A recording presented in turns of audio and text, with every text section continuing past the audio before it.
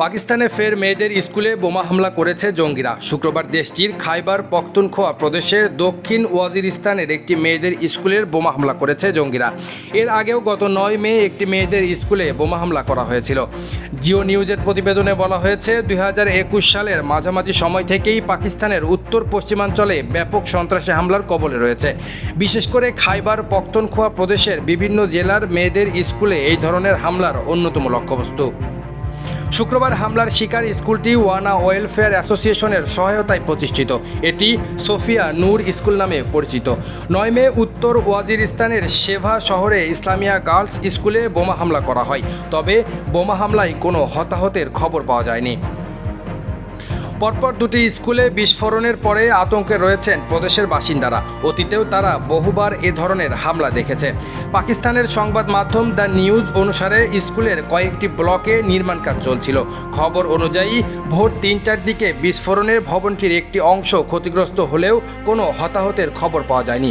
তবে সামাজিক যোগাযোগ মাধ্যমের কিছু প্রতিবেদনে দাবি করা হয়েছে স্কুলের প্রশাসন চাঁদাবাজির চিঠি পেয়েছিল, কিন্তু স্থানীয়রা তা অস্বীকার করেছেন। ওয়ানা ওয়েলফেয়ার অ্যাসোসিয়েশনের মুখপাত্র বার্তা সংস্থা AFP-কে বলেন, যারা স্কুলে হামলা করেছে তারা ওয়াজিরিস্তানের জনগণকে শিক্ষা ও উন্নয়ন থেকে বঞ্চিত রাখতে চায়। তবে এতে আমরা দমে যাব না। আমরা নতুন প্রজন্মকে শিক্ষিত করার প্রচেষ্টা অব্যাহত রাখব। তিনি বলেন, তাদের সংগঠন প্রায় 1 মাস আগে একটি জঙ্গি গোষ্ঠীর কাছ থেকে চাঁদাবাজির চিঠি পেয়েছিল। অ্যাসোসিয়েশনের একজন সিনিয়র সদস্য AFP-কে বলেন, এর কিছুদিন পর আমাদের অফিসে আরেকটি চিঠি পাঠানো হয়। চিঠিতে 1 কোটি রুপি দিতে বলা হয়। এরপরে আমাদের কাছে আফগান নম্বর থেকে হুমকিমূলক কল আসতে শুরু করে। তারা কলে টাকা দাবি করত।